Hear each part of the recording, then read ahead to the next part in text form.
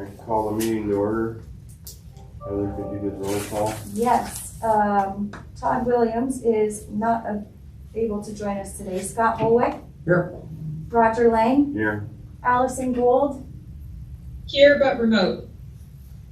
Tom Duster. Here. Ken Hewson. Here. Nelson Tipton. Here. Wes Lowry. Here. Kevin Bowden is not here. Fancy Jaffe. Here. Jason Elkins. Here. David Bell will be joining us later. Heather McIntyre is here. And then it looks like we have some other staff members too. So Becky Doyle and Braden Martin are both here as well. Councilmember Martin is not able to join us today. Okay, thank you. Let's start with the approval of the previous month's minutes. I think everybody's had a chance to read them. Any comments? I'll move to approve, Mr. Chair. All right. I'll second that. Okay, thanks, Al. All in favor? Aye. Aye. Okay. Who's doing the water status report? Chair, I will do it. Thank you. So today the flow of the St. Vrain Creek at Lions Gate today at 25 CFS. The 124-year historic average for this gate is approximately 24 CFS. The call on the St. Vrain Creek is Pleasant Valley Reservoir. And the admin number is 7822 with a priority date of 6/1/1871. The call on the main stem of the South Platte River is Riverside Canal, admin number 21,031 with a priority date of 8/1/1907. So St. Vrain Basin storage at the beginning of November is at 67%, with the 5-year average storage at this time of year is 70%. So we're real close to the average storage for the basin. So Wright Price Reservoir Button Rock Reserve is currently at 6,388.6 feet, which equates to 13,786 acre feet. So we're down approximately 2,400 acre feet from full and currently releasing 30 CFS. And Union Reservoir is all but full and we're releasing 7 CFS. That level down 2,000, is that pretty normal this time of year? It's a little lower, but it's pretty close to this time of year. We as you guys all know, Wes can chime in, but September was in October fairly dry. So we had to start some releases out of there a little earlier than average, but we're pretty close. Any questions for Nelson? Okay, thanks, Nelson. Thank you. Okay, item 5, public invited to be heard. I see one public person to be heard. So I think your name's Gordon Petro, is it not? Hi, I'm Gordon Pedro, 2639 Falcon Drive, Longmont. I'm here to speak on the cash and lieu policy review that you have on your agenda. Wes was good enough to make sure I got the information that I asked for, so I'm looking mostly at his staff report. But 1964, the policy was enacted by the City Council, and so therefore it's been around for a long time. And everybody that's proposing to annex or develop are aware that they have groundwater requirements that they must meet. Recent trends in the report indicates that since 2015 to 2020, more cash in lieu has been utilized than submission of raw water. And when I look at the chart that was in your packet from the comparisons for the region, it seems to me like it's easy to see why the increase in cash in lieu is going up, and that is we're at $18,528 per acre foot, and the lowest next one is $36,000, and it goes all the way to $75,000 per acre foot. So just looking at this, and I understand from Wes's communication, there are some nuances that have to be considered. But one of the things that it looks to me like is that groundwater is one of the options. Developers and annexators can go cash in lieu if they so choose. It's their option. I think that the cash in lieu should be reflecting the real cost of water. And if it's not, then we're subsidizing and discounting what we should be getting for our community for water, the median rural water requirements. Recent councils have indicated they want more density in this community, which I don't have a problem with. But more density means we have more people, we're gonna have to deal with more water. And climate change is a big, big unknown. And as far as I'm concerned, our community deserves to have the water it needs in the future. And that comes from water. It doesn't come from mountains of cash. Now, I know that the cash is used for various things and storage and all those type of things, so I'm not trying to discount that it's a complex issue. But I'm trying to say that this citizen believes that what we need to make sure is we have water. We have other options.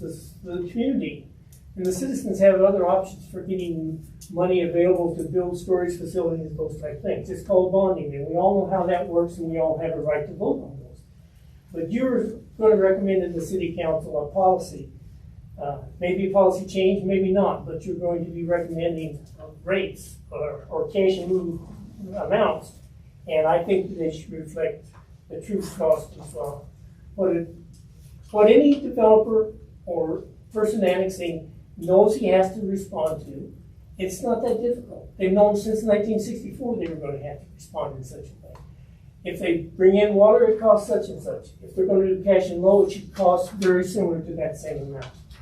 And one of the things that I've noticed in the last 10 years is that just about every time the city council decides that they're going to discount something or provide an incentive or a subsidy to a developer, it's about, oh, it's affordable housing. We've got to have affordable housing. Well, if you're going to use that as a reason for discounting your recommendation to the council about what the cash in lieu should be, I would like to see how you see those translating into real affordable housing, not just some theoretical, well, it'll go and get passed on. My experience has been it gets passed on to the developer, it's a windfall for him, and it never gets transferred to the affordable housing. Thank you very much for listening. Thank you, Gordon. I don't see anybody else public tonight to heard, so we'll move on to item number 6, agenda revisions and submission of documents. So you wanted to move the item number 10 up to the top. That's correct, Cam? Yes, if we could move 10A, the remote attendance policy, up to the first item, or up to The this next item, so that we could allow full participation for the rest of the meeting. Okay. And then also, staff would propose to move item 8A, which is the cash in lieu policy, to item 9D. That will allow us to have basically the rest of the meeting. We think we can get through the agenda pretty quickly, and that'll allow us, we won't have to worry about getting to the remainder of the agenda, and give us as much time as we need to talk to cash in lieu.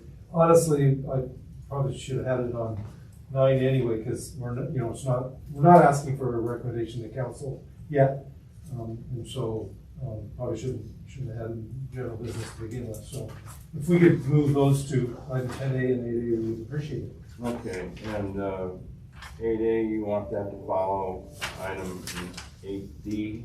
To 9D, the last item in items from staff. Okay. 8A, which is cash in lieu.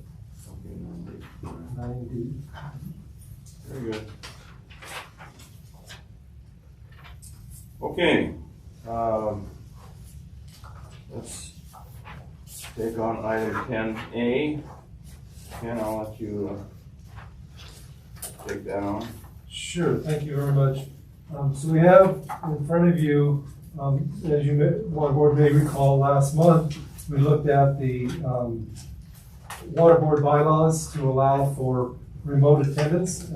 Also, you may remember, we specifically, water board specifically asked that remote attendance would be for water board members, on an occasional basis when they're either out of town, ill or for some other reason, they're not able to attend in person.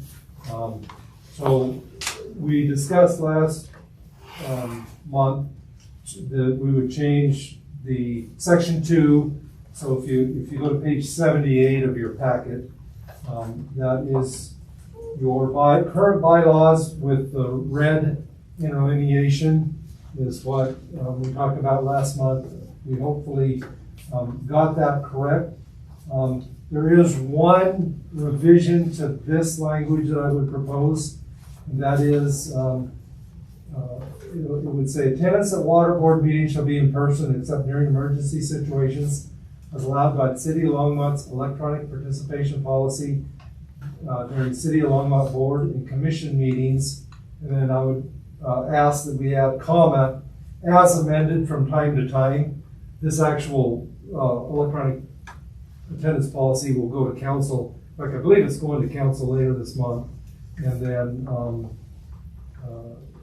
if they make revisions to it, what we tried to do is, that way we don't have to amend the bylaws every time it changes. So then the remainder is that water board members expect to attend in person and unless out of town for health reasons. And then the other change to the bylaws that was proposed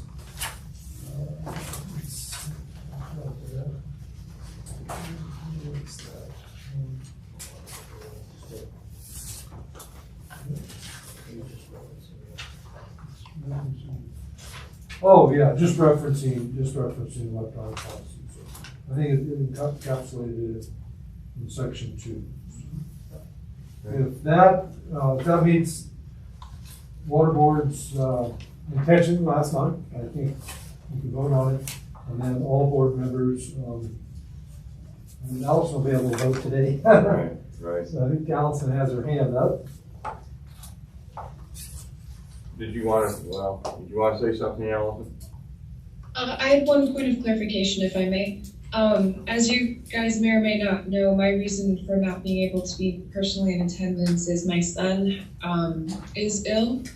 So I was wondering if this proposed language would allow for absenteeism on such basis. That it's not my personal health, but it is health reasons. So that is something I'd like to clarify. Well, the way I read what Ken proposed, the last part of that statement, or unable to attend due to health reasons, that could be construed as to not your personal health, but health reasons within the family, I would think. So It's wonderfully ambiguous. It is. Thank you, Scott. I think what is written there, Allison, kind of takes care of your concerns. Ross. Okay? Yes, thank you very much. I appreciate that perspective, and thank you. Okay. Any other comments? Scott, you've had yours, but you can comment again if you want. Sorry, no, I actually think it's written to cover what Allison suggests. I think it's ambiguous enough that it provides some latitude. If we wanted to specify every potential permutation of why you could miss or participate electronically, that would not be a good exercise. I was only going to suggest that we've got the bylaws of the water board here. We'll need to change that date from January 25th, 2021, when we determine that we amend those to reflect the new date. That's my sole comment. All right. Yeah, I'm good. I would also say that, I mean, if we had to specify health reasons, then we'd have to maybe specify why people are out of town, and that's just not a good exercise. So I think this is great the way it is. All right. I'm all right with it too. Is there a motion to approve the change in language? Scott? Yes, Mr. Chair, with the amendment suggested by Mr. Houston, I'd move to approve Section 2's bylaw modification as drafted. I will second that. Moved and seconded. All in favor? Say aye. Aye. Pass. So All Allison, welcome. Okay. Now, I would assume we'll just move on to item 7A, Nova Apartments final plat, action required. And do you have any comments on that particular activity? Yeah, I think Russ will present that to you. Yeah, so, included in the board's packet is some information on Nova Apartments final plat. It's a 10.28 acre parcel located north and south of Nelson Road and west of Holder Street. All the historic water rights, including 18 shares of South Flat Ditch Company, were transferred at time of annexation. Consequently, the total remaining raw water deficit for Nova Apartments final plat is 3.434 acre feet or 0.334 of an acre foot per acre of land. So Nova Apartments final plat will be in compliance with the raw water requirement policy upon satisfaction of that raw water deficit. Additionally, I was just going to comment and let the board know that this particular final plat includes 5 52-unit apartment complex. So about 250 to 260 residential areas is what's a part of this. And then, yeah, if we, Heather, if you could jump to the next slide, just showing the map where that's kind of located. It's located behind Home Depot, to the west is the general orientation of this proposal. Is all apartments? Yes. Yeah, in five buildings. Okay. Comments or questions? Just because it relates a bit to what we're talking about today, do we have any ideas how they're going to satisfy that deficit? So what we've typically found on a deficit of this size, which is relatively small, the developer will typically pay cash in lieu of water rights received to satisfy that deficit. And that's what I would expect here.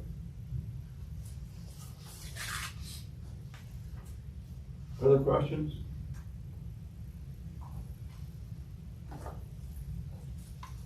Is there a motion to approve? Mr. Chair, I'd move to approve I'm not sure the language is here, Wes. To forward a recommendation to City Council to accept this item. Thank you. I'll use your language in lieu of mine. I'll make that motion. I was looking for it on the agenda and I didn't see that, so thank you. Second? Yeah, I'll second. All right, now, move second, all in favor, say aye. Aye.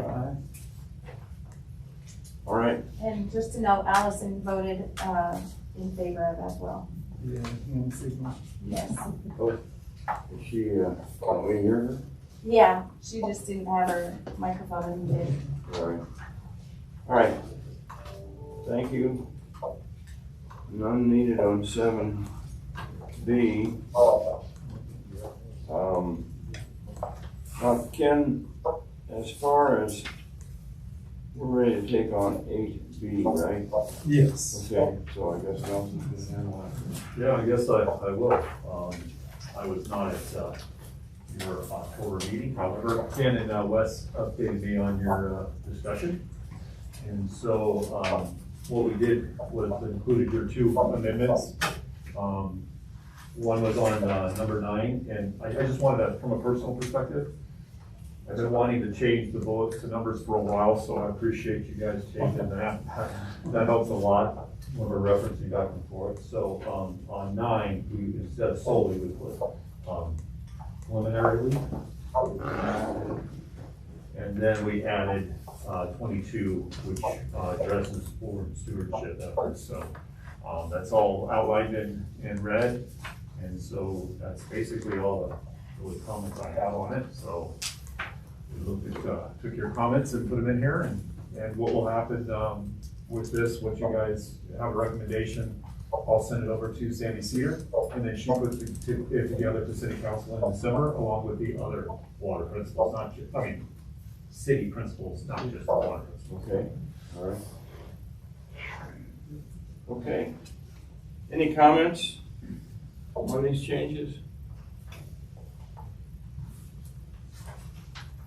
Allison, I think you were involved in the item 9, if I'm not mistaken. Yes, Heather, could you potentially move that up to? Sure.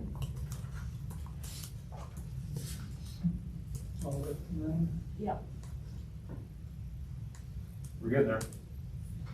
And looking at the minutes, sorry, I'm scrolling back and forth here. My recollection is that the primarily was including.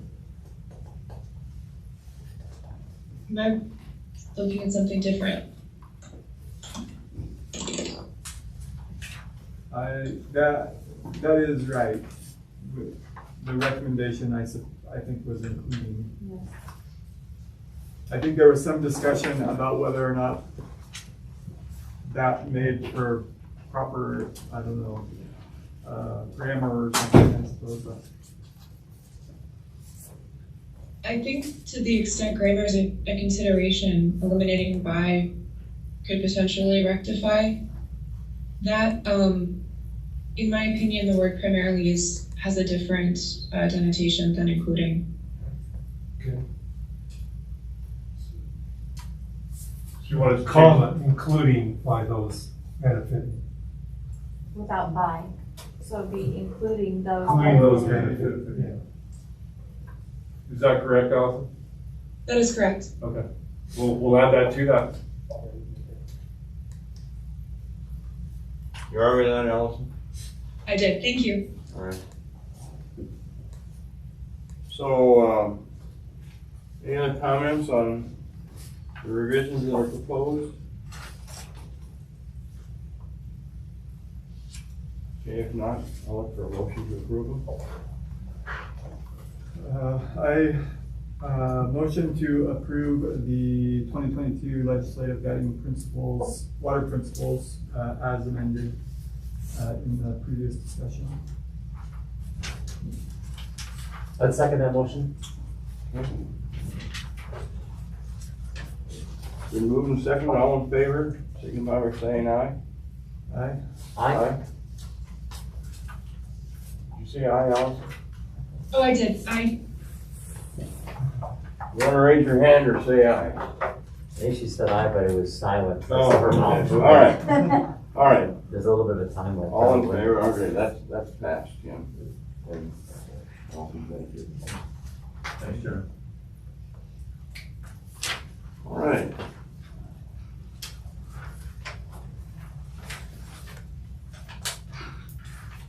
Okay, we've got item 66. 8C, application for new water rights appropriation, staff last board, water board for recommendation, city council concerning the TAP application for new water right on St. Vrain Creek, so.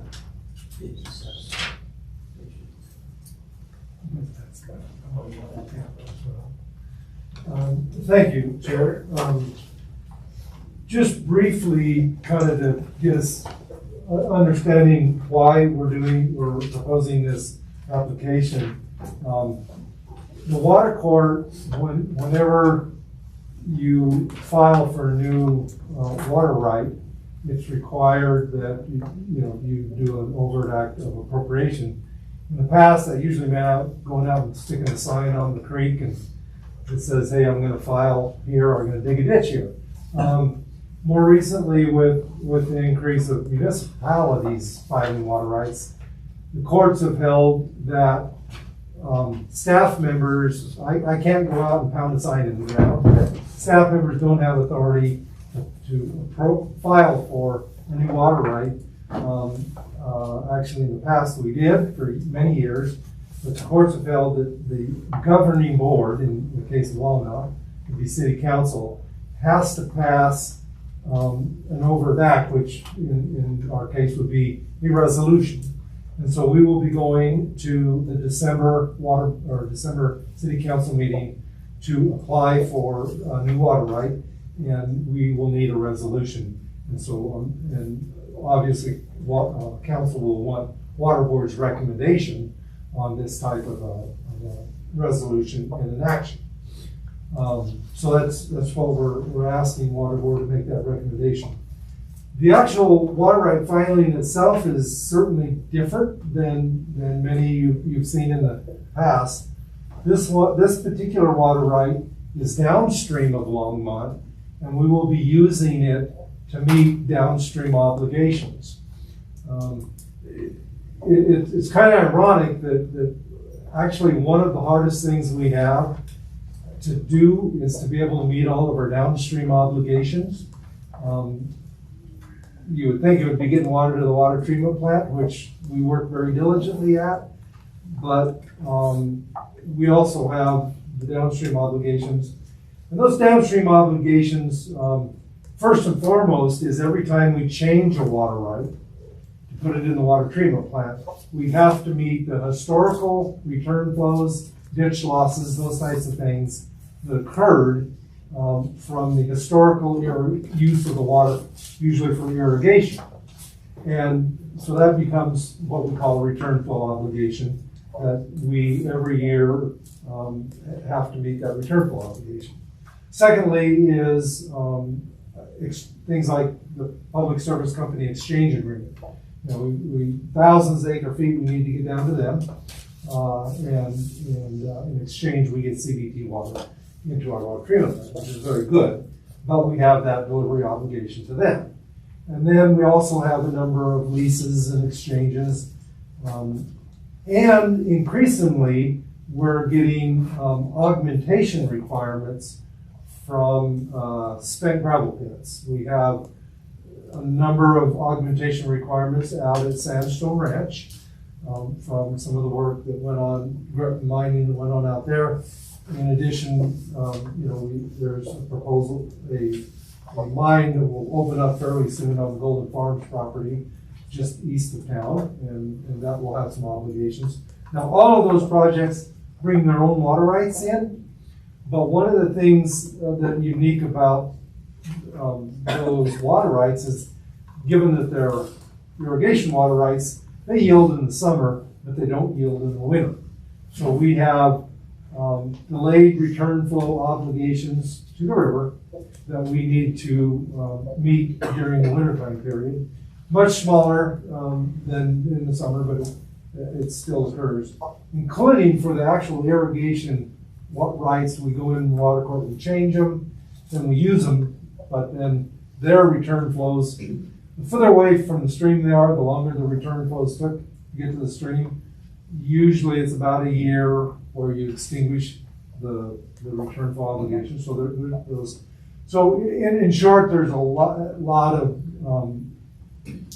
downstream water that we need to get into the stream as well, including just simple leases that we do. We, over the years, have done a number of leases to downstream water users, and so we have an obligation once we sign that lease to meet that lease. And then in our latest case, it's the bonus ditch change case, which we just filed about a year and a half ago, a couple of years ago.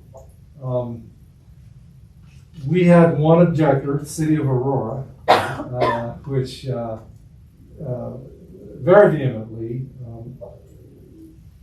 wanted to make sure that our return flow obligations continued on into the future.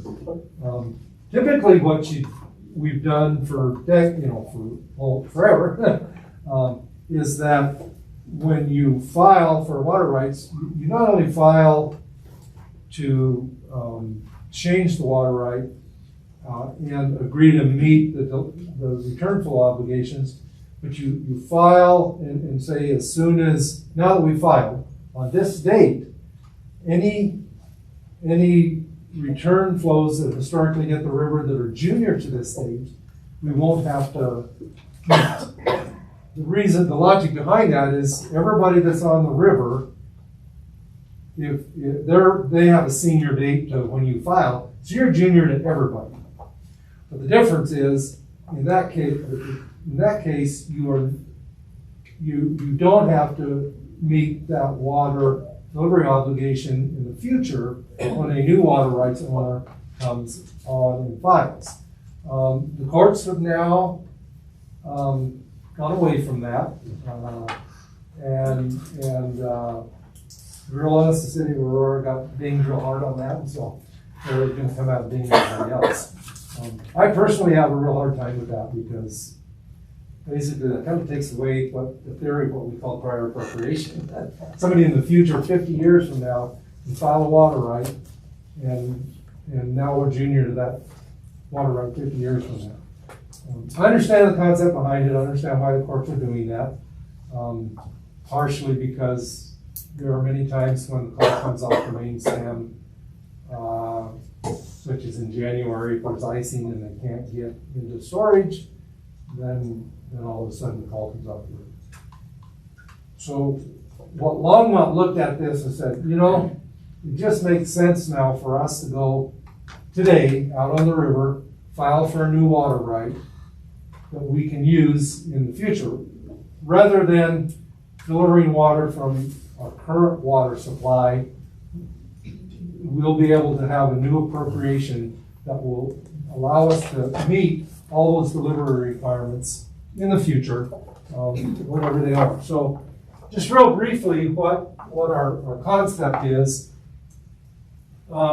this is the main stem, left-hand creek coming in, wastewater plant, Main Street right here, Martin Street right here. The primary point, or the primary part of the filing will be right here, just downstream of Main Street, where if that water's in the creek, we'll be able to either take an in-stream credit or pull it out, run it to an Aug station, put it back in. Hopefully we can take in-stream credit. We haven't, I shouldn't say, I apologize for saying in-stream credit. Bypass flow credit, where we're taking credit for the stream, the water in the stream at that point. But we picked this point because we have the capacity in an existing infrastructure. There's a pump station that pumps water from here up to the bonus ditch. And there's a sand out channel in that we can put a gauge on it. And so we can physically pull the water out of the stream, run it down the sand out channel through a measuring device and put it back in the stream. That's generally what the proposers or usually the state is the one that's really hard and heavy on that, asking for that. We're hoping to negotiate with the state so we don't have to pull the water out of the stream and put it right back in. We're hoping to negotiate because there's a fish passage there that will dry up if they make us do that. So ironically, one part of the state will say, don't dry up the fish passage, and others say, dry up the fish passage and measure it. So irrespective, we have the capacity to measure that water there. The second part of the plan is to either at the St. Vrain Creek pump station number 1, which is there and existing, we would pull the water out there, pump it up to Union Reservoir, and then at a later date be able to release it out of Union Reservoir. That requires Union Reservoir either to be full or expanded for the future enlargement of the reservoir. One other point is some of the water that might be in Left-Hand Creek or St. Vrain Creek pumped with the pump could come in here into the bonus ditch, and we would put an augmentation station here on the bonus ditch and return it to the stream that way. Part of that is because earlier we just talked about some of the augmentation water. This is the Golden Farms property. It's open space owned by the city, but when we purchased that property, there was an existing gravel mining operation already permitted, and that's actually going to kick off very soon here. And we'll want to be able to run water through that when it's all done for reclamation efforts. And then another point we have is on Dry Creek at the existing augmentation station for the St. Sandstone Ranch reclamation project. We'll be able to measure it, return it back into the stream at that point. And then finally, out east of town, it's not built yet, but St. Green Creek Pump Station number 2, we would again be able to pump it there up to Union Reservoir, store it for later release. And that part of the Union Reservoir picture is that it's very limited times this will actually be in priority because of downstream.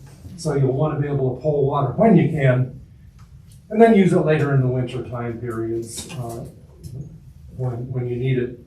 You know, we'll have a lot of downstream augmentation water available to us in the summer from both the bonus ditch change cases as well as the St. Grain Integrated Reclamation Plan project at Sandstone Ranch. Those 2 irrigation rights are available in the summer, but they are not available in winter when we have to meet those, as well as it allows us to kind of peak out. So that's really the crux behind this application.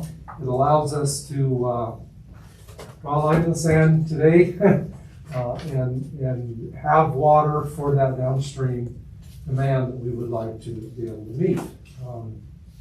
So I'd be happy to answer any questions about it and where we're going with it, but if not, I'd entertain a recommendation. The one thing I would ask that when the board specifically make the recommendation for application, we've also attached a draft application so that the motion of the council would be in substantially the form presented to you, because honestly, this is a draft application. There's a few tweaks we still need to do to get that ready for water court.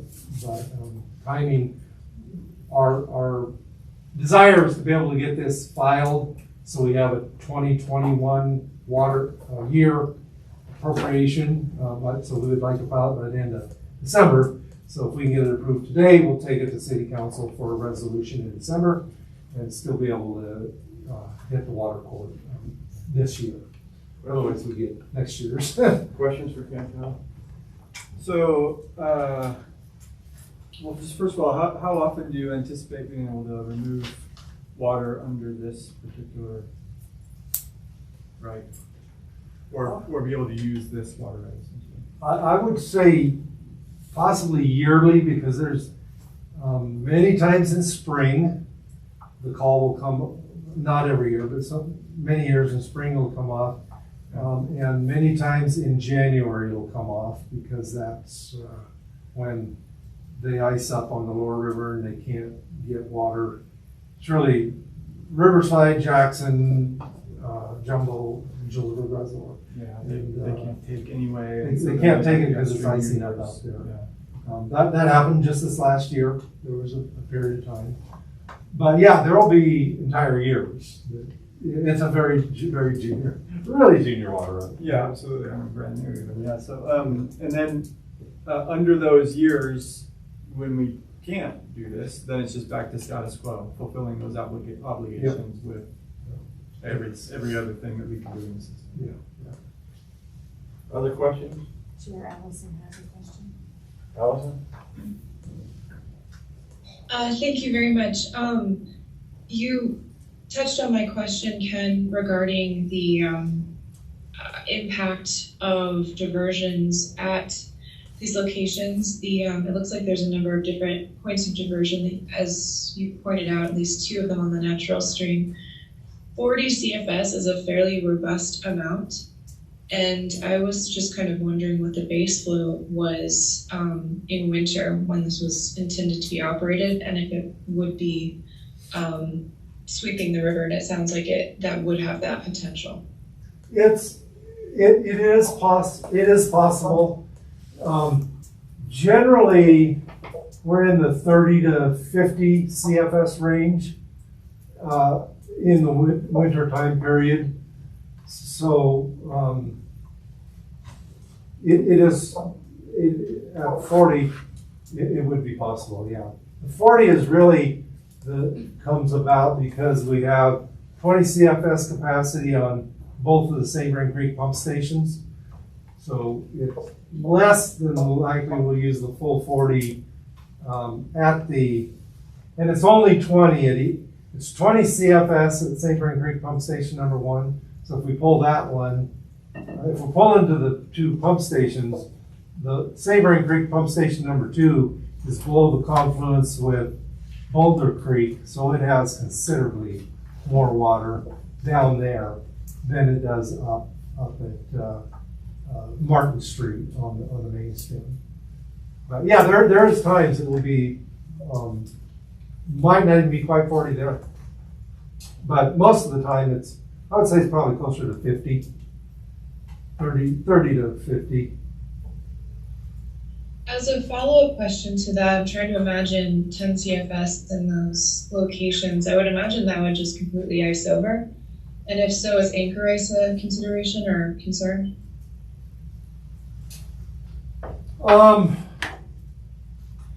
You know, that certainly happens further west. It really happens up around the Button Rock area, except immediately below Ralph Price Reservoir.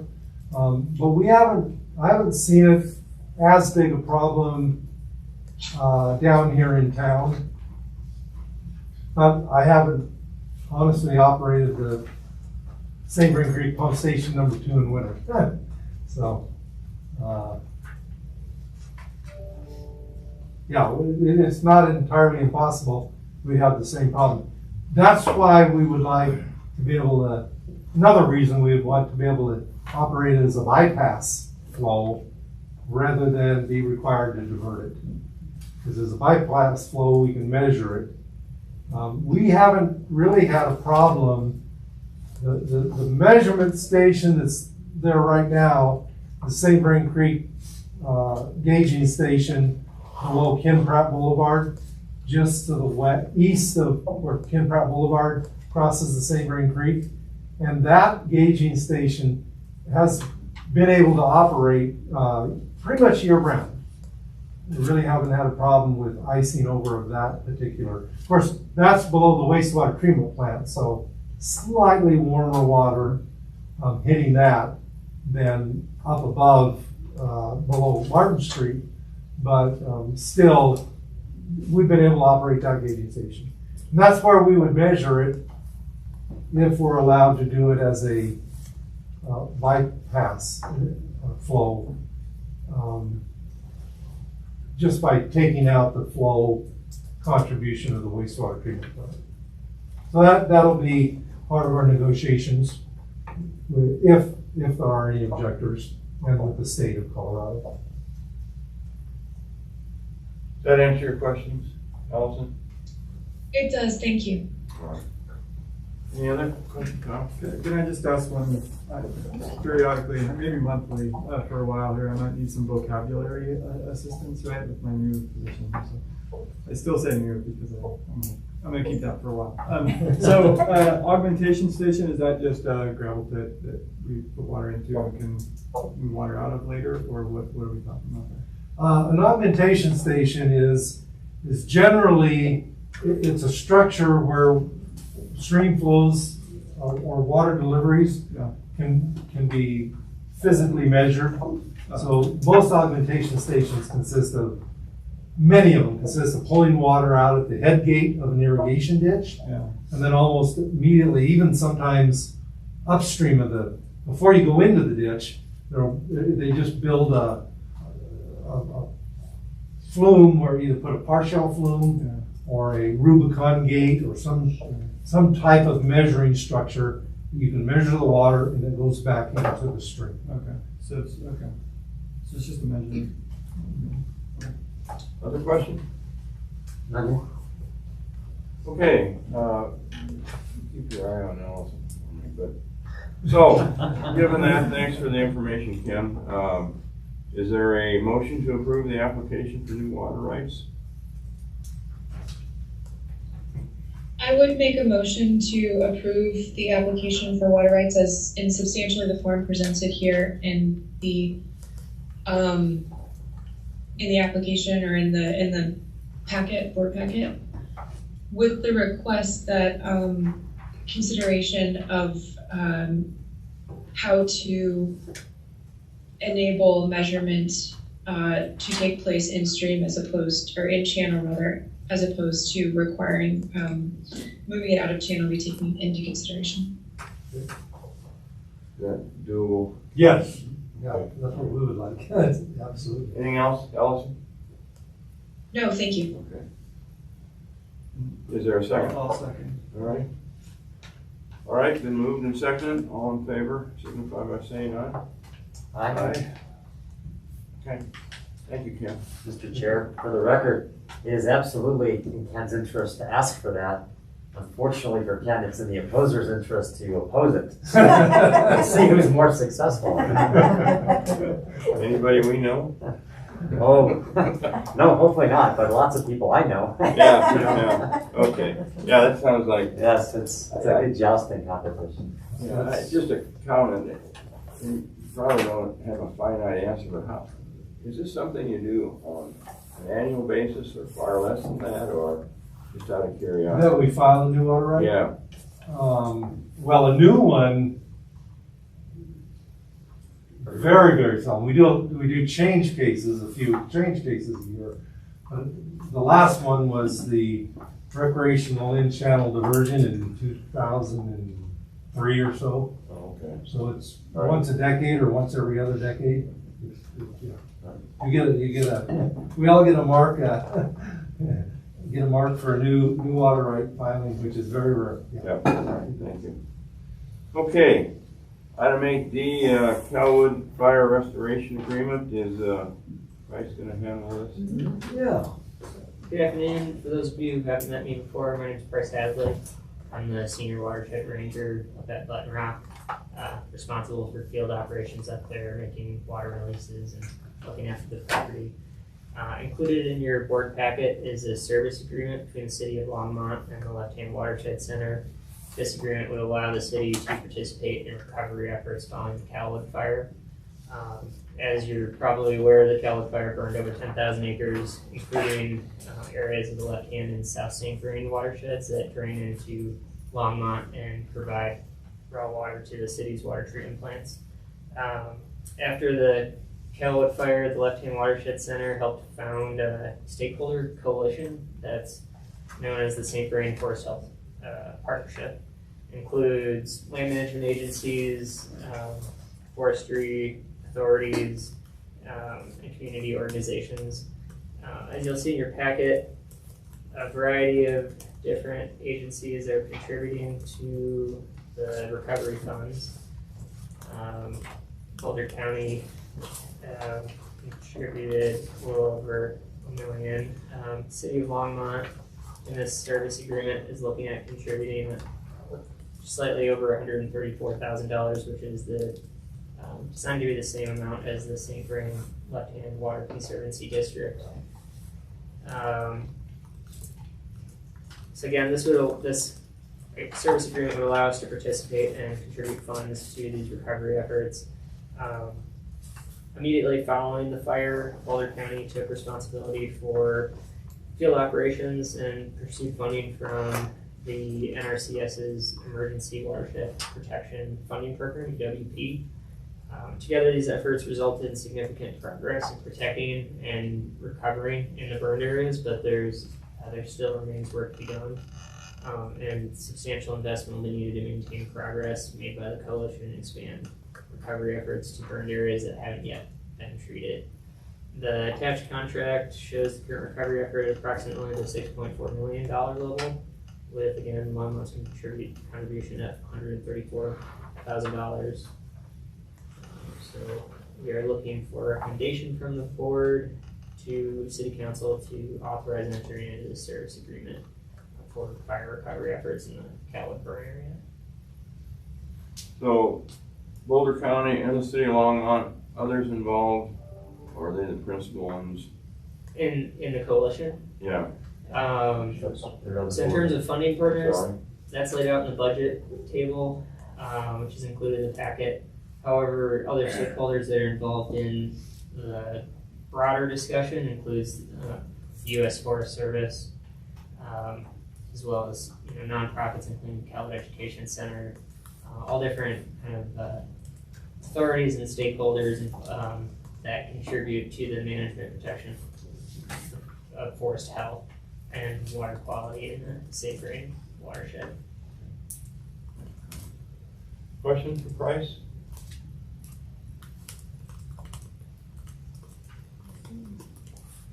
Okay, nice job, Price. Can I get a motion to approve the restoration agreement? I will move to approve the Kelwood Fire Restoration Agreement as presented today. Is there a second? Mr. Chair, I would second that motion. Okay, moving second, all in favor, signify by saying aye. Aye. I, Okay, thanks, Fred. Okay, moving on to items 9A. Ken? Okay, just a quick update on the Windy Gap firming project. And well, at this point, they're continuing to construct. I've got some pictures here. We'll show you in a second of the construction.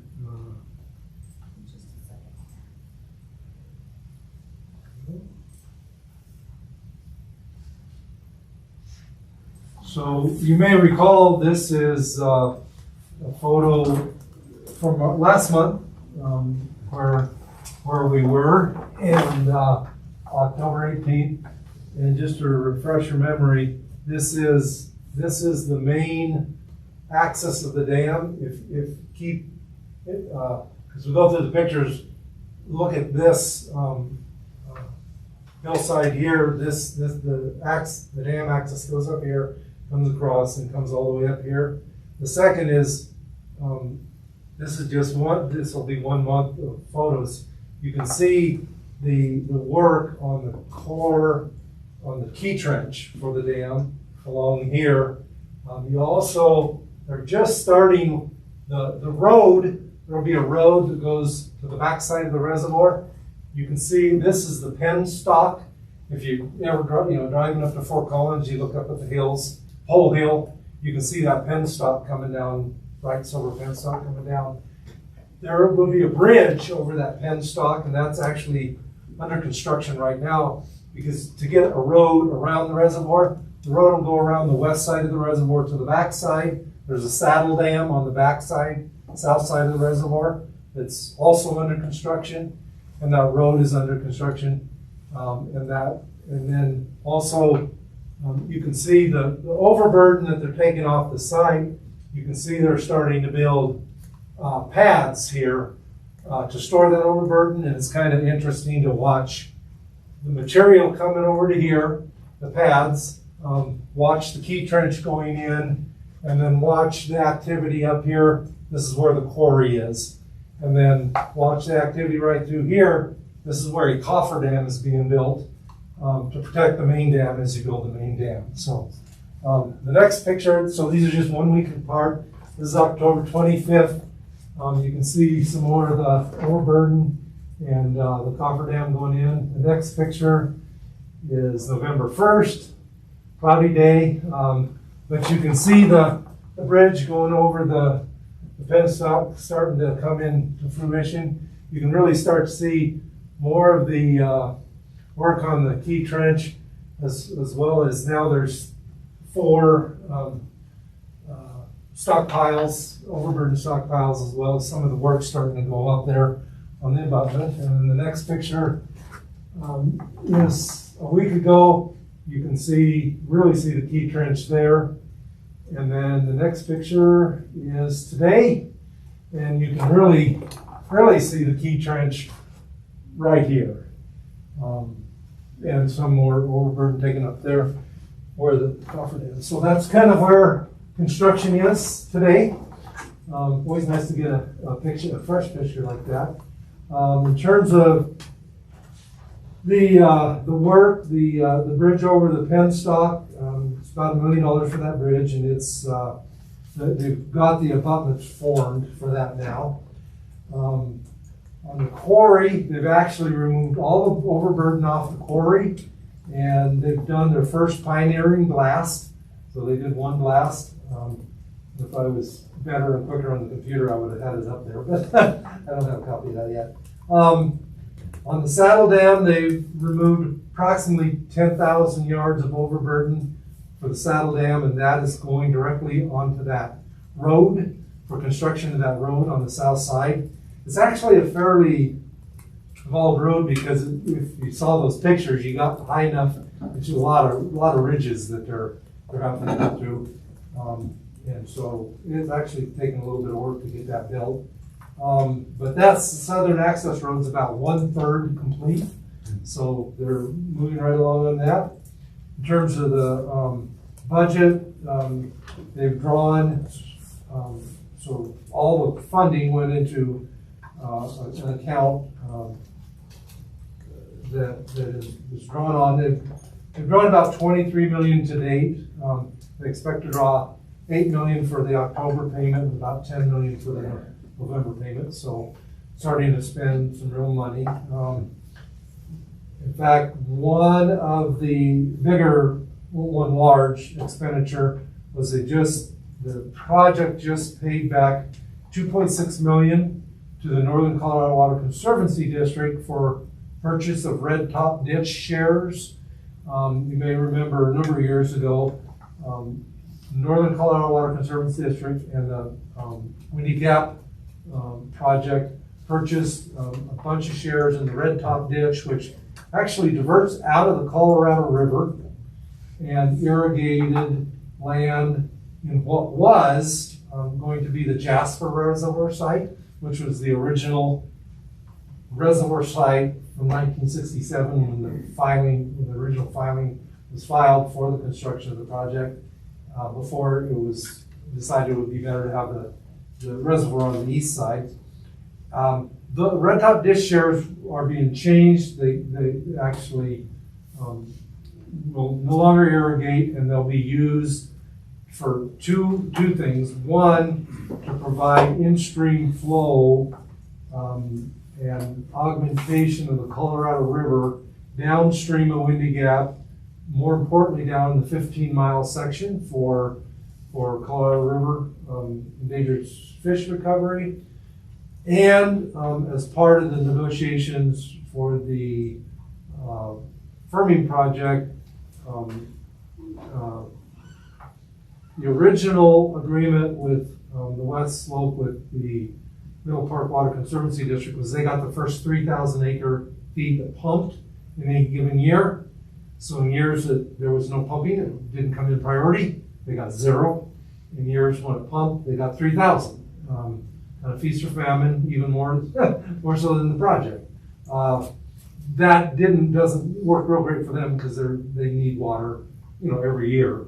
A lot of their augmentation programs, similar to here in St. Vrain, where there's an augmentation program rather priority depletions, they need to meet that water every year. So part of the negotiation was to reduce that total amount, but make it every year. And of course, the project couldn't guarantee that based on its water rights, even with the firming project, but was able to do it by taking the red top ditch, which is very senior, and utilizing that water to meet that delivery obligation. So that's kind of where the project is right now. A companion project is the Colorado River connectivity channel going around the reservoir. The 90% design drawings are now completed and under review by the NRCS.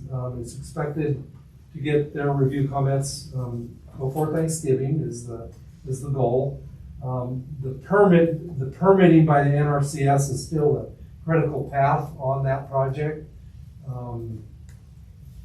And unfortunately, it's the economists at the NRCS that are holding it up. So they have to do a cost-benefit analysis, and they're struggling with that. I think they can't figure out what the value of fish is, but we'll get there. But it will be open for public. We hope that it's open for public review in December. And so we'll certainly let everybody know if that's going to come out to public review, because we hope to get a lot of organizations saying, hey, this connectivity channel is a good thing. You know, it's a real good thing. It helps the environment, it helps fish passage, it helps sediment transport, you know, public input will be great.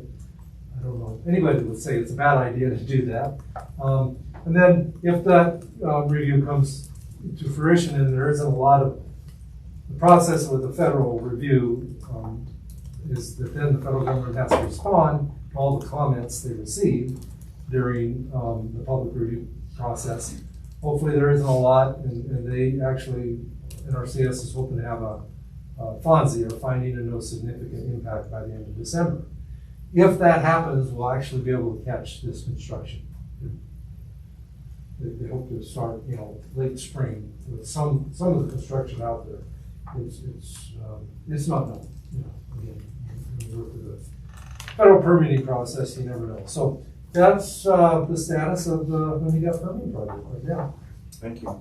Thank you. Questions? Okay. All right, thank you. Next item, water resources engineering projects update. Jason, you taking this? Yes, Mr. Chair, thank you. Wanted to give you a update on two projects, both regarding the South St. Vrain pipeline.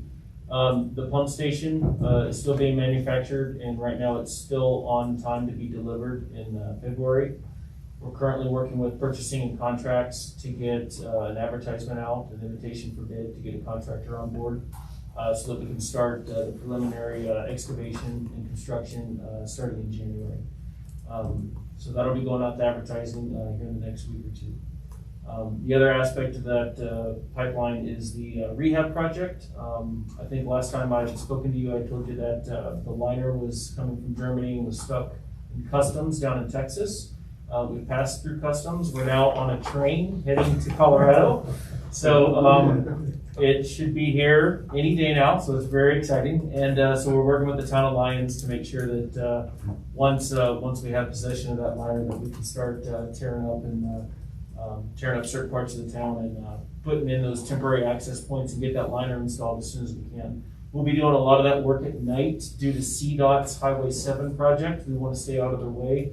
And so we're working with CDOT and the town of Lyons. We've decided it'd be best for us to do our project at night. So that'll be one thing that's going on. But we're going to take extra measures to make sure that we try not to disrupt the adjacent residents as much as we can. So that's really all I have for those two projects. If there's any questions on those projects or any others. Questions for Jason? Yeah, answer this. Anybody? Thanks, Jason. Absolutely. Okay, water conservation update. Francine, an update for us? Yes, thank you. I believe the budget passed since the last board meeting, so the additional half water conservation position is official for 2022. So I would look to Ken for when that hiring process will happen. We are finishing up the year, so we finished our Resource Central contract and are planning for next year. I believe when I did my last update, there was a request there's an ask about whether we were going to increase our Resource Central spill-to-flow outdoor water audit. We are doing that. We are going to increase that next year, since we did, I think we ran out of funding in mid-August to reach more households next year.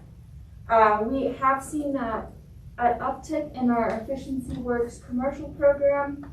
That launched last year, so there hadn't been a lot of participation, but in Q3, we started to see more businesses applying for toilet rebates and other indoor water programs. We still haven't seen multifamily participation, which is our greatest opportunity. But the most likely reason is still COVID.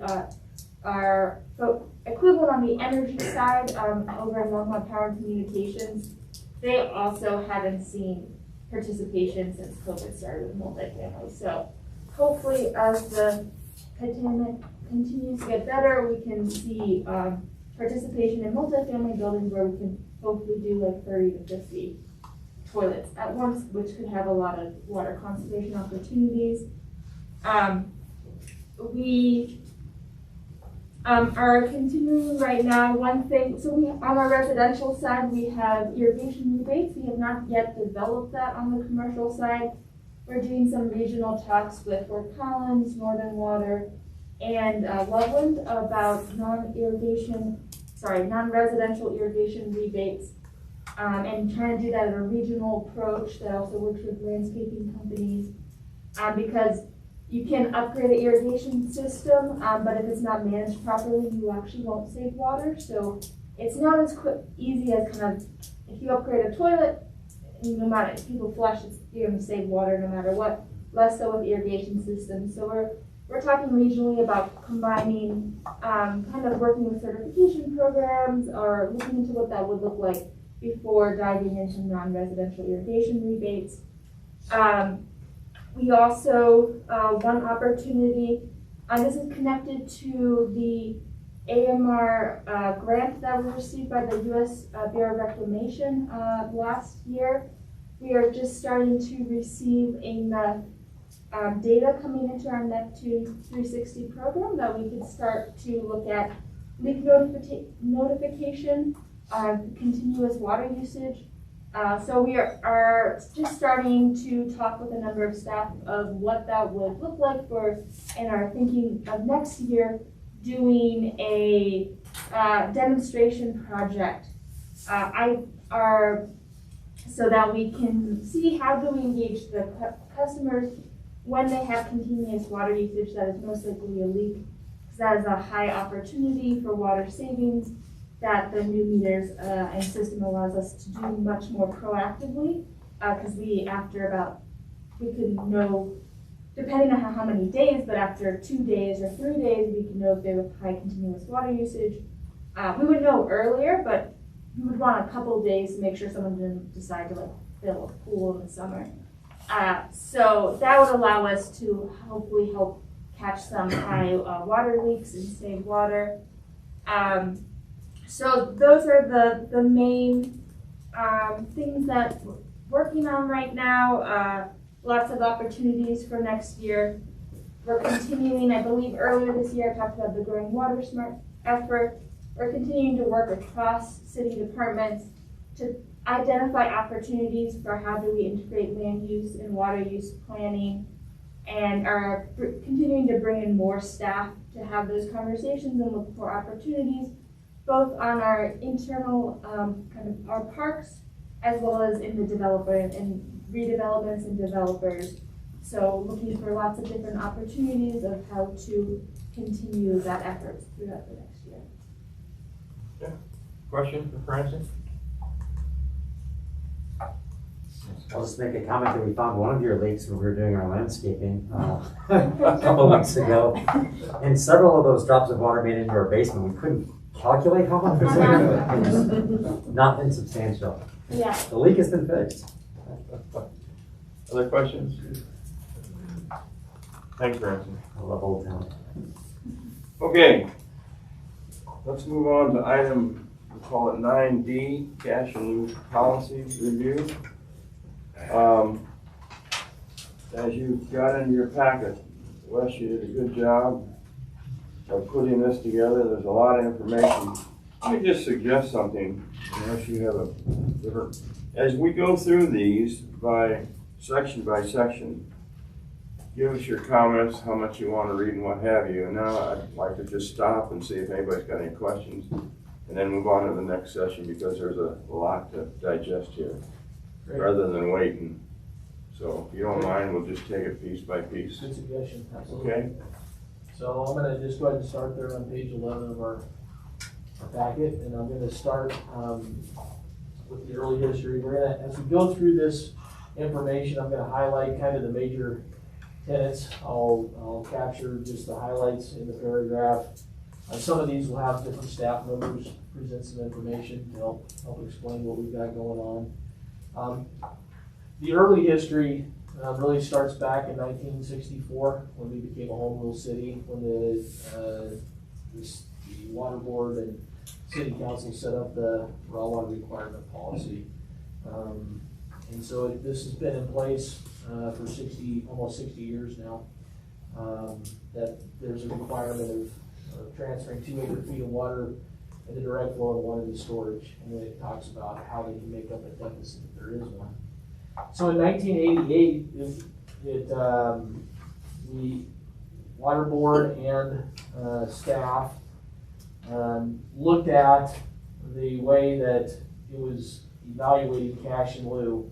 And so there was a report done in that it was determined that the marginal incremental cost pricing method would provide a sound practical means to determine cash in lieu. And so it basically talked about that it would be based on the economic principle that annexed property should be responsible for the cost of the latest or next increments of raw water capacity that they cause to be purchased. And so we're continuing to evaluate cash in lieu in that way. And then further, in 1993, the city's raw water requirement policy was formally adopted by reference in the Longmont Municipal Code. And then in 2004, it was codified for specific inclusion in the code. So since that time, it's been an actual part of the code. In 2013, the current methodology was looked at in review of the current cost of water conservation efforts, new water supply projects identified in the City of Longmont's Raw Water Master Plan, current market value associated with the purchase of CBT, and then the current market value of non-historic water rights. And so that's kind of the distant past, or the early history of it. Is there any questions on the early history, Paul? Just, I guess somewhere in here, did we at one time through this period just base the cost on CBT by itself without the other?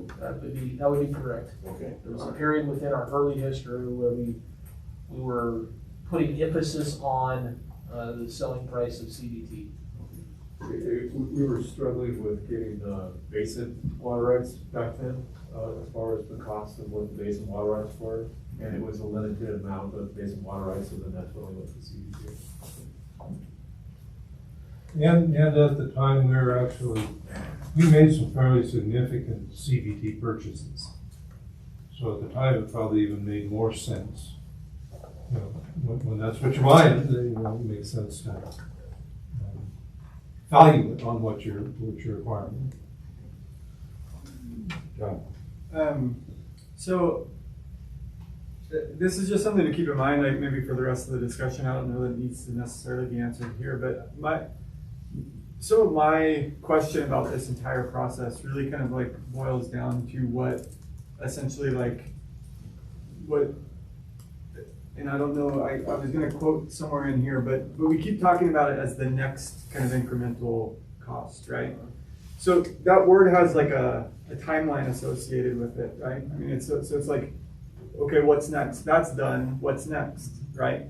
And so I'm always curious as to like those transitions that have perhaps happened in the past, being able to kind of inform what happens in the future. So at what point do we say, okay, that project is done, what's next, right? And so because then the next thing is what we actually have to kind of like base our cash in lieu on, right? So for example, to put a finer point on it, when do we decide that like Windy Gap firming project is kind of done because the bonds are issued and so that cost is kind of like in place? And then we say, okay, the next project is this, and then that becomes what we base the cash in lieu on, right? So I don't know that necessarily needs to be answered right now, but it's just like kind of the way in which I'm thinking through some of these issues. And I don't know if from a historical context, whether any of that discussion has been had already, such that maybe that would inform the future as to what we do in the future.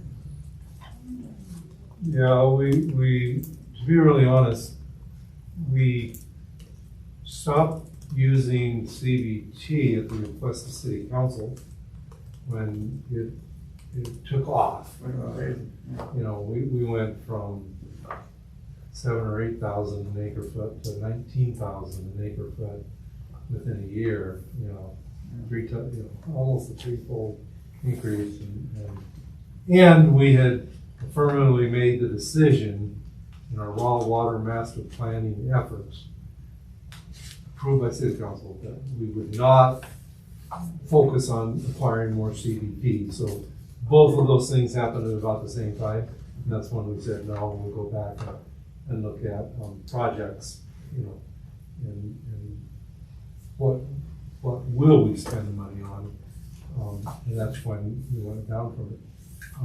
Yeah, I think it's a really good answer, and I'll punt on actually answering Windy Gap, because I think it would be good to have that conversation. Absolutely.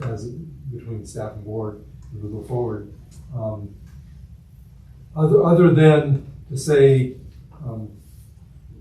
we sort of look on setting this price based on, it really does become a policy, and whether, I think it's still reasonable to use Windy Gap Perming project, at least partially, if not partially, even though it's being paid for, it was bonded, but we will pay those bonds off over time, over 30 years, I think. Is that right, Becky?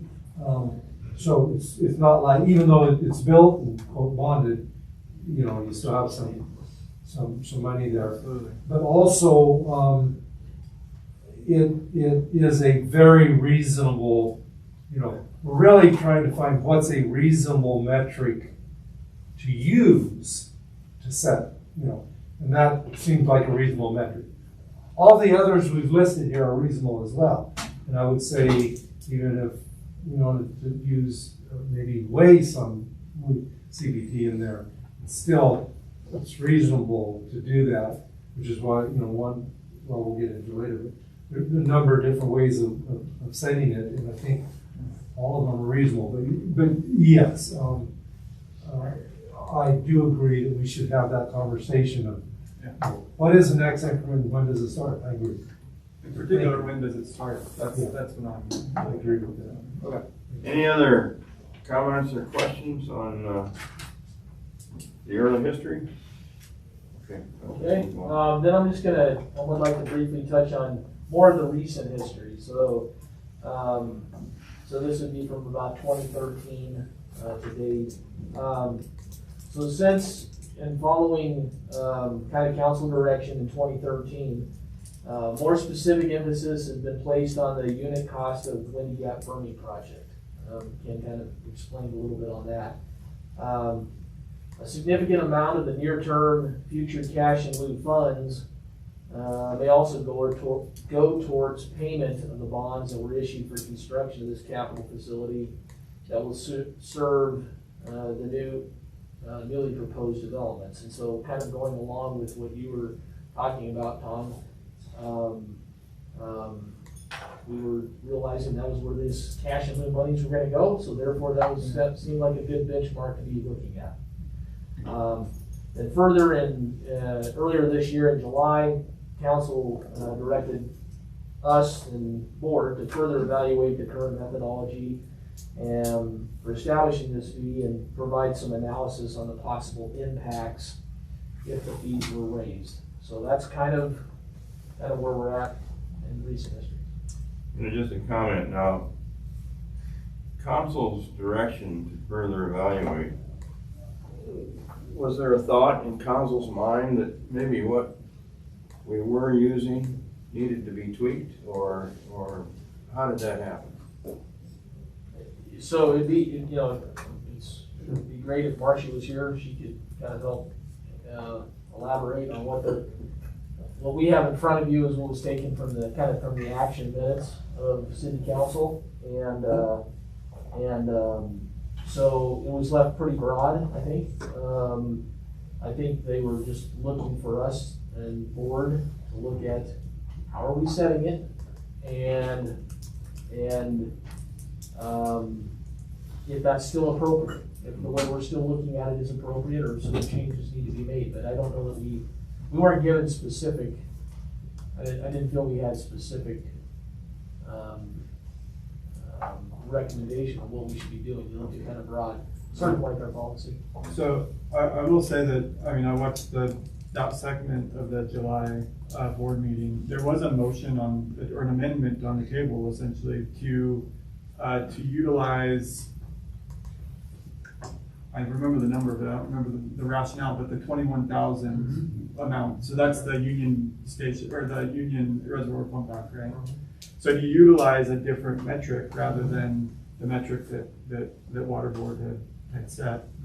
And so there was enough of a kind of a, and it had been second and they were about to vote, it seemed like, and then there was a lot of discussion ensuing about the implications and the ramifications of that choice and that decision, including things like whether or not that would impact local agriculture, because now people are going out on, or developers are going out on the open market to purchase water from them instead of just paying us to do the Windy Gap permit, for example. So, so I think it was enough that there was a little bit of some other ideas there from council. Basically, another way to say it is there a better way. I don't know if that's oversimplification, but. I think they were just looking for a way to set the metric at a different value that was higher and have a rationale for it, right? Yeah, specifically, we had attached the water board communication, as you know from your quarterly meetings, the water board communication has a lot of data in there, and part of that data was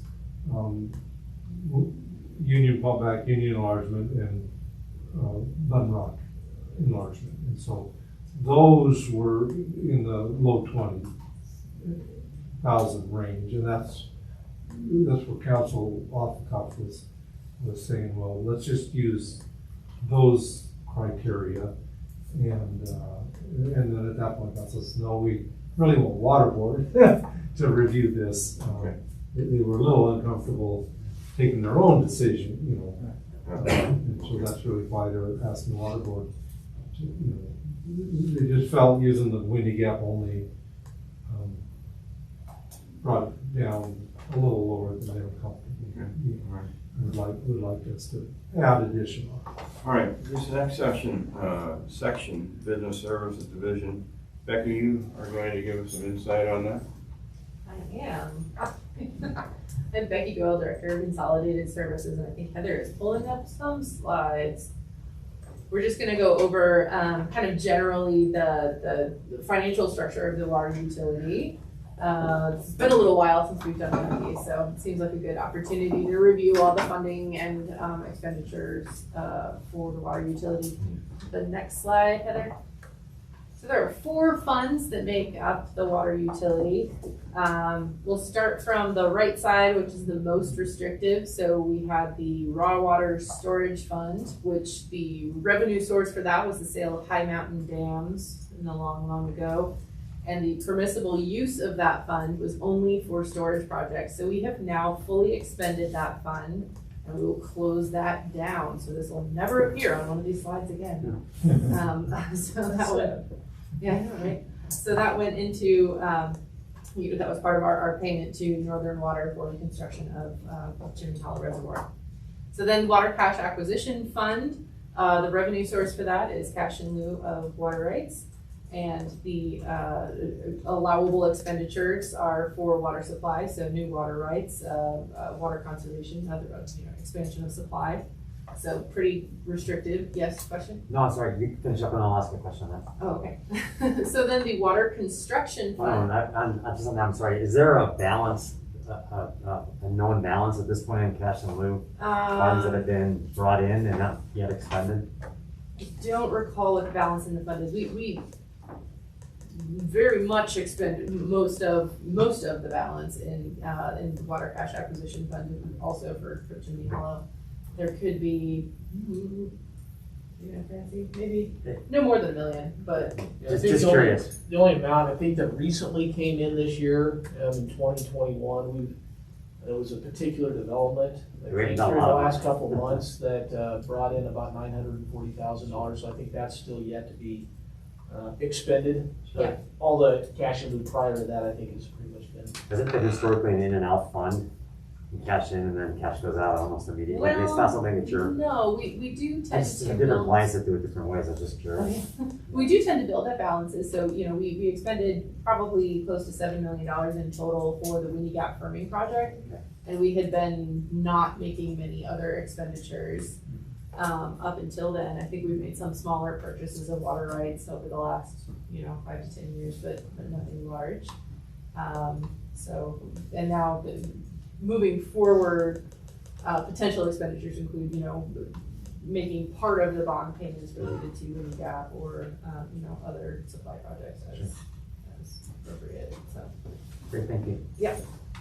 So then the water construction fund is funded by system development fees, so these are fees paid at the time of building permits. And the allowable expenditures for that fund are costs to expand the system, so, primarily, you can also spend it on meeting new regulatory requirements, but for the most part, it's adding capacity, to serve new development. On an annual basis, that can range between about $3 to $5 million right now. We expect that funding source to diminish over time as we approach, our planning horizon where our population expands less. And then finally, our water operating fund is our most flexible fund. So that's primarily where rates go in to fund things, as well as miscellaneous revenues associated with things like button rock permits and everything else that doesn't fit into a different bucket. And same on the cost side. So anything that is related to the operation of the water utility is an allowable expenditure in the water operating fund.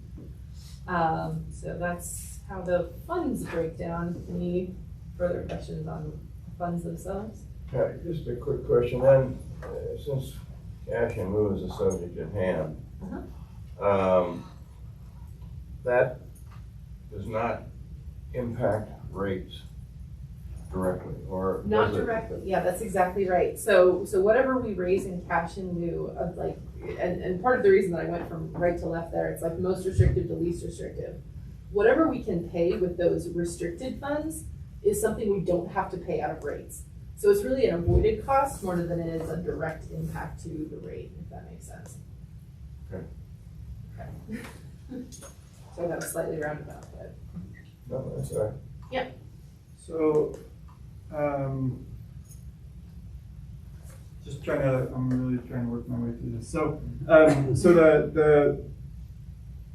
there was a statement at the city council meeting where it said impact fees cannot be used to adjust rates.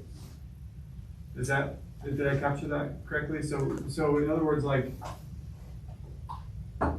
our cash in lieu and the rate structure, are they all intertwined? So in other words, can we get, if we fix the cash in lieu at a different price, could that somehow be used to make sure that water rates, residential water rates, either the fees don't go up or the rates don't go up in the future, or that we could somehow diminish them or something in the future? So, not directly, but yes, indirectly. So, if we collect cash in lieu, and then use that to make, for example, the bond payments related to the Windy Gap firming project, then that's an expense that we don't have to pay from rates. However, we don't project revenue from cash in lieu because it's all dependent on the development cycle.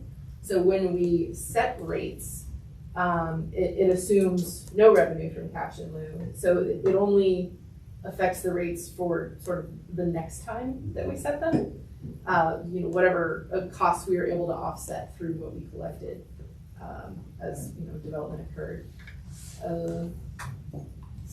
It's such a tricky one because if I'm a member of the public, right, Yeah. and I say, well, I want developers to be charged more via cash in lieu, so that my water rates don't go up. Mhm. If the answer to that is, well, those two funds are disconnected, so therefore they're not related, and so we're talking about apples and oranges here. That's an easy thing to say. That's not what we're saying, though. Correct. They're kind of intertwined, but not in a predictable way, and so therefore we don't know whether cash in lieu in any given year would affect the rate structure, but perhaps it could, but we're not sure. Right? So, Yeah, so exactly. and convoluted stories are the hardest to tell. Yeah, I that's know, a great right? message. So- Really concise message. Yeah. But, So, as a teacher, yeah. it's an important factor It is. to the public, I'll guarantee you. Yeah. So, anyway. All right, carry on, Becky. All right, so next up, we just want to talk about how we set those rates and fees, other than cash and lieu. So, next slide there. Okay, so rate setting is a pretty straightforward process. There's a, an industry standard, methodology that we use where we essentially, we determine the revenue requirement. So what's the money that we need to operate the utility? Then we go through a cost of service allocation where we take all that money that we need to operate the utility and decide which user classes to allocate those costs to. And then once we know the cost of serving each user class, then we design a rate to collect the cost of service from each class. So, right, clear as mud. But, a very, very clear method that we use there. So then we have our system development fees. Sorry for confusion. So for system development fees, as well for the Windy Gap, as for the Windy Gap surcharge, which is the next one here, we use a buy-in methodology. In contrast to like an incremental method or marginal methodology, which is what is used in the cash and lieu. So what we do with a buy-in method is we try to look at the value of the infrastructure that the community or the utility has invested in to date, and then figure out the value of that on a per connection basis, so that as new connections are added, they're not diluting the value. Like everyone is contributing what the value of what was already in place when they got there, so to speak. So what we do is we take the value of the existing infrastructure, and so for the system development fee, that includes our treatment infrastructure, our distribution, and then the raw water lines, like so that the supply infrastructure, but not the water rights, and not the Windy Gap project. And we subtract from that bond principal outstanding, because that's going to be part of what these new customers pay for in their rates as we move forward. And then we divide that by the single family equivalent units. So looking at all of the connections currently in the water system, if those were all single family residential taps, like how many would there be? So right now, for a single family residence, that works out to approximately $6,500 per connection. There's a component that's related to the domestic use and a component that's based on the square footage of the lot, so that can vary a bit. Question? Yeah, I was only thinking whether the single-family equivalent units were those that were built at the time that you value that, or those are the ones that have been platted and will be built at some point in the future. It is the ones that are built at the time. So yeah, so sort of that existing infrastructure piece. Then, For Longmont, that's around 30,000. So, then on the commercial side, that is calculated in a whole different process. Well, so This is strictly residential. no. So we would convert and we would say, okay, a brewery uses about as much water as two houses or something Okay. like that. So Okay. based on the average use per class, as well as the capacity of the meter for that connection, we have a whole. All right, okay. All right, Yeah, so so- this covers all users. Yeah, so we convert everybody to what would it be like if you were single family equivalents. Okay. So same essential calculation for the Windy Gap surcharge. But what we've done there is we've taken the value of both the parent and the firming project, or Longmont's contribution to the parent and the firming projects, subtracted the bond principal outstanding, and divided by those same single-family equivalent units. So we just reset this in, when was that? October, after we made the payment to Northern, and so we'll revisit that periodically as that bond principal outstanding reduces. And that's approximately $15.20 per unit. So, and I don't know if there was anything in particular. That was all I had on that.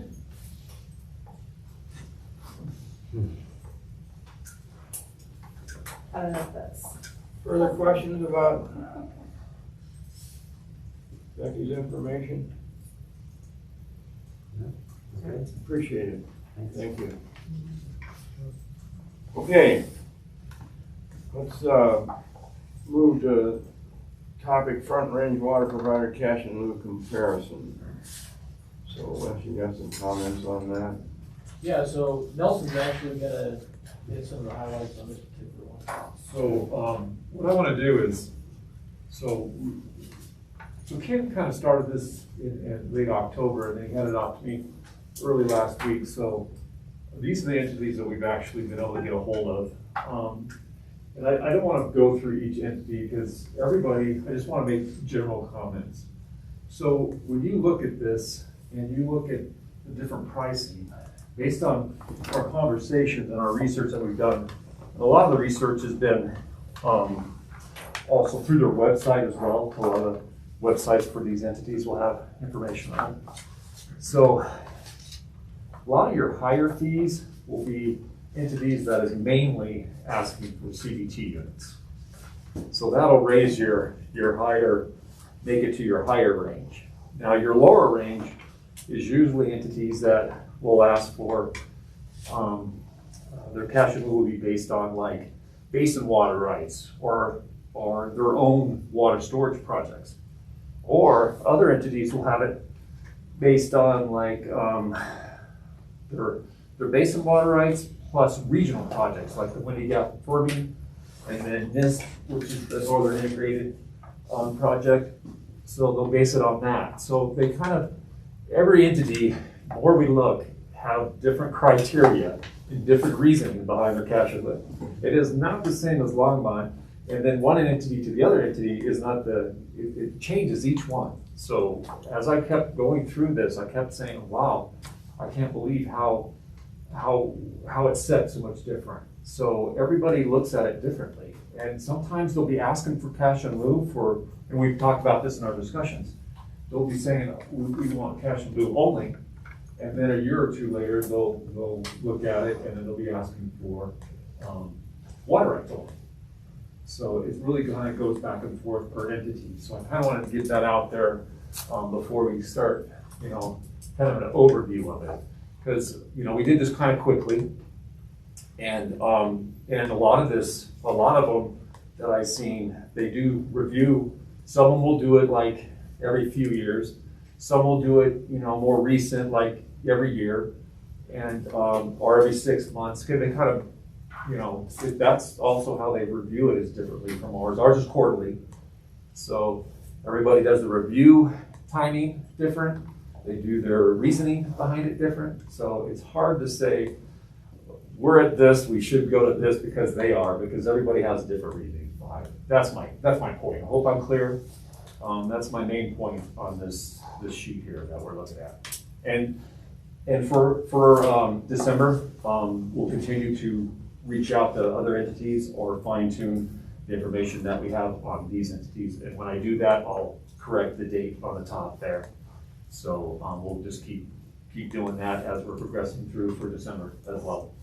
So is there any questions? Because I didn't want to go into and pull out like a Fort Collins and go through the detail. I guess I think that's not necessary because they're all different.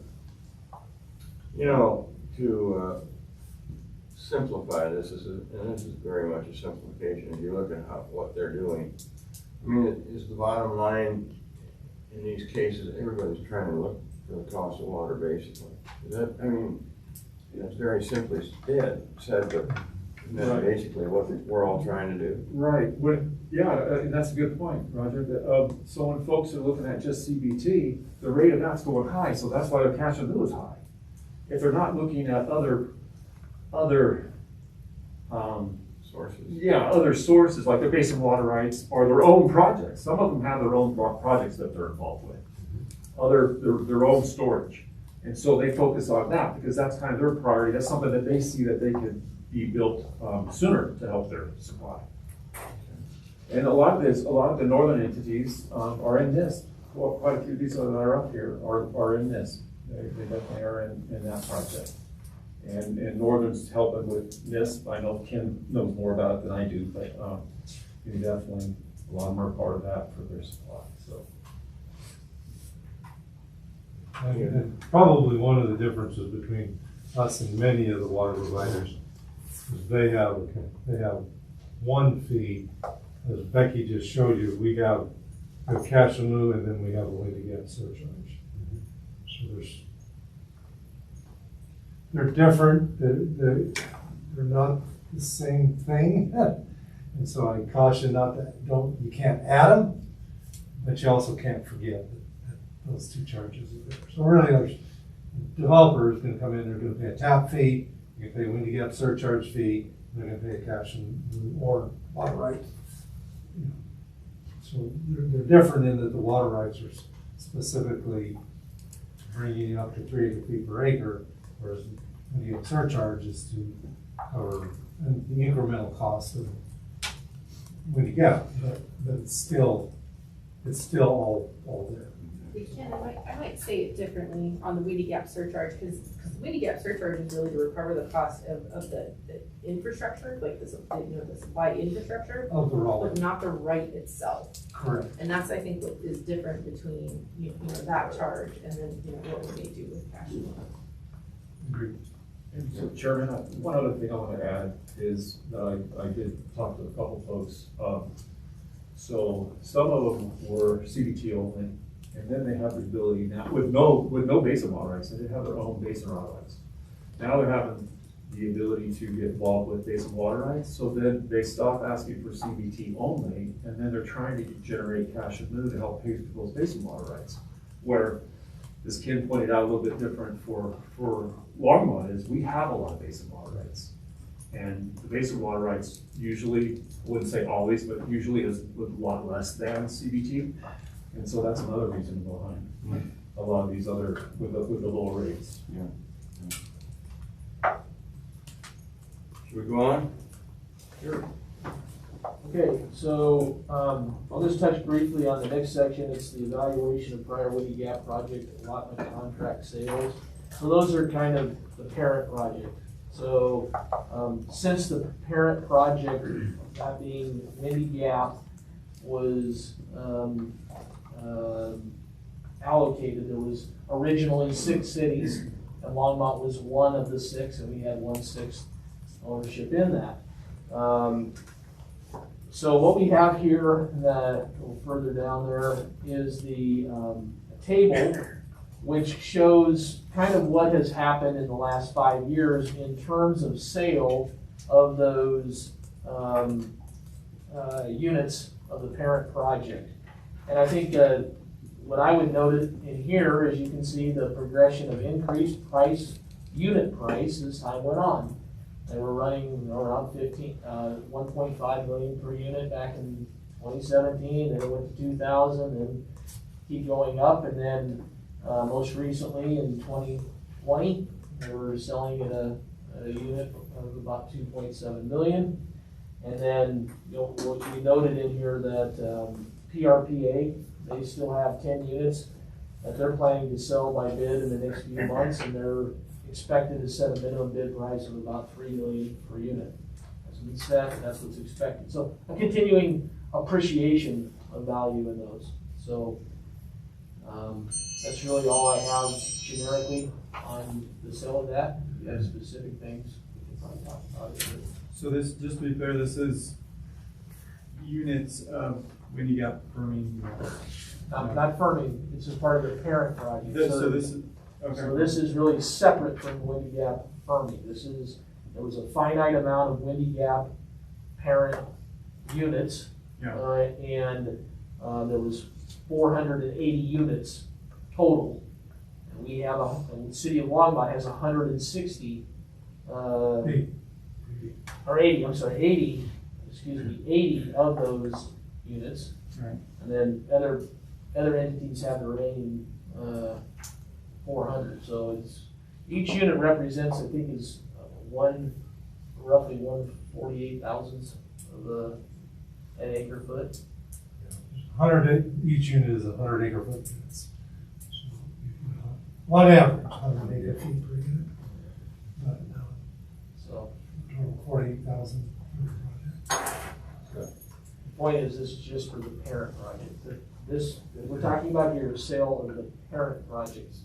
You, in order to be part of the Windy Gap Firming project, you have to own parent project water. So for example, when did Longmont, when did we buy into the parent project? This is, Initially, from the very When we get beginning. now. okay, so this is, okay. Yeah, so when 1980. 1980, okay, gotcha, okay. So if I may, and this may be just speculative, right? The parent project has existed, it has a track record, it has a yield that is somewhat reliable. And the firming project now is a bonded project that's being constructed. And is there any indication that people that are involved in that now feel that they have oversubscribed or have different full demand needs going into the future? And is there going to be a market for the firming project units as well? And if so, has that started yet? I know among the NIST participants, there's been a lot of talk about that, and they're waiting on the record of decision to have some certainty. So if you guys have some certainty under when you get firming, so. Yeah, so Longmont sold, Longmont was originally in the project at 16,000 acre feet. And we got down to 10,000 acre feet, and the costs were equally distributed. So we got our money back through cost, not reallocation. Yeah. Once we hit 10,000 acre feet, Northern said, we're done reallocating costs. If you want to get your money back, you got to sell it. So we sold at cost. We went from 10,000 to 8,000, and then 8,000 to 7,500. And those two times we went down, we sold those units for our cost. At this point, no, there's a great demand out there. Everybody would love to get more firming project water, but there isn't anybody willing to sell any. Probably will be some PRPA water as they start to go to renewable energy. But how much, we don't know. So how is that parent project, so I just want to get all my ducks in a row. So how is the Windy Gap parent project, right? Like, how is that distinguished from CBT water? Because, I mean, it all comes to Northern, presumably, or managed by Northern? So CBT is separate. Sure. So CBT that was the original. Yeah. And we have a certain amount of ownership of CBT. Yeah. When the Gap in 1980 went in there and filed their water right that uses their system, but at the time didn't have any storage for that. And so they're kind of like, a little bit like a brother and sister. They come over through the same infrastructure. You're right. So there was just more, there was additional potential to use the infrastructure to move more water.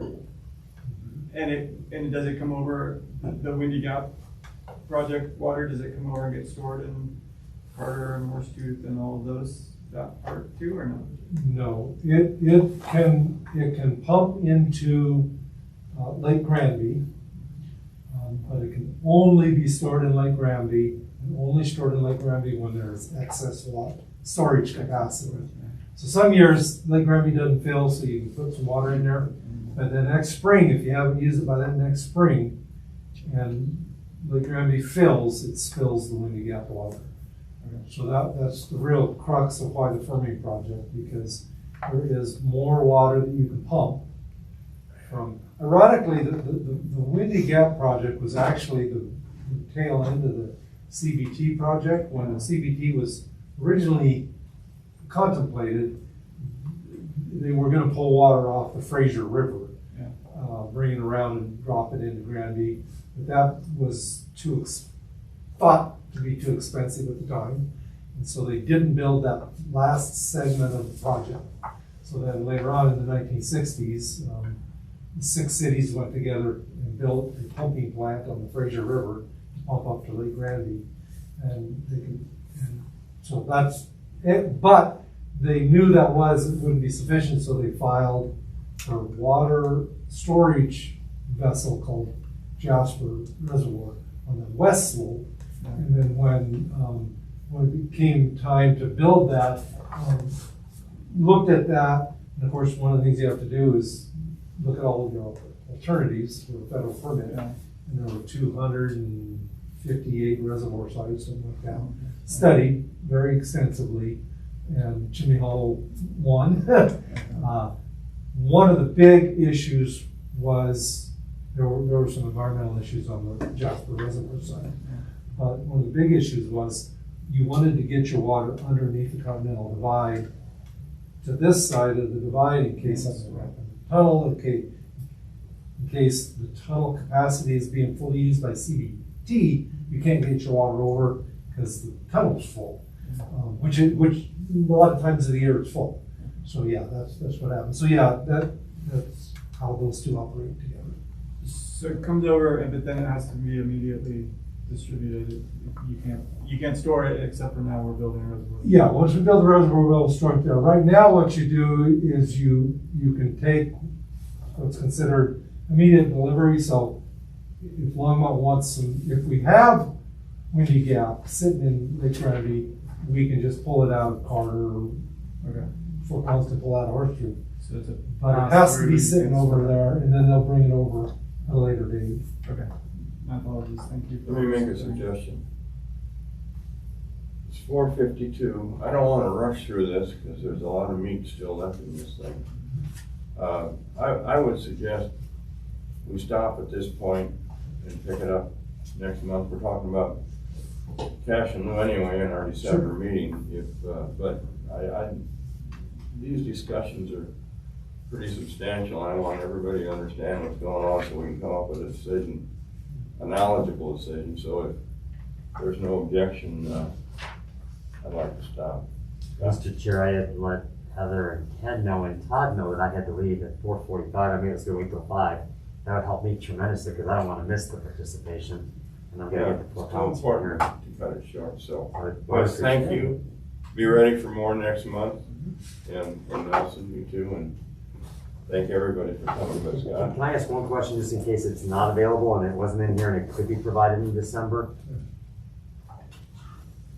The ability for anybody to bring in water to dedicate that is in-basin water is somewhat limited by the amount of in-basin water that's left available and not already brought in or not otherwise encumbered in some other fashion. Do we have a sense of how much native water is left that could potentially be dedicated to Longmont under Longmont's current rules of what they accept and so forth? Because I don't think I saw that in there, and I was just curious if there was knowledge and if that was something we could perhaps see. Yeah. Yeah. We'll be able to provide a general sense. We couldn't say exact, Sure. but I think we could definitely give you that general sense of what that would look like. So you're balancing what you can bring in versus what you What I'm can hearing pay you cash. ask is There's a how finite much supply. remaining non-historic water would be eligible, likely to come to Longmont. I mean, we think some de minimis amount of additional land that can be annexed in too. So there's some metrics on there that factor into what we should expect people to be able to bring in versus bring in a different fashion than our existing program. So. Okay. Great, thank you. Anything else on item 10B? Can that wait, Ken? No, I think we're fine. 11, anything on 11? Can't wait. Or 12? We're adjourned.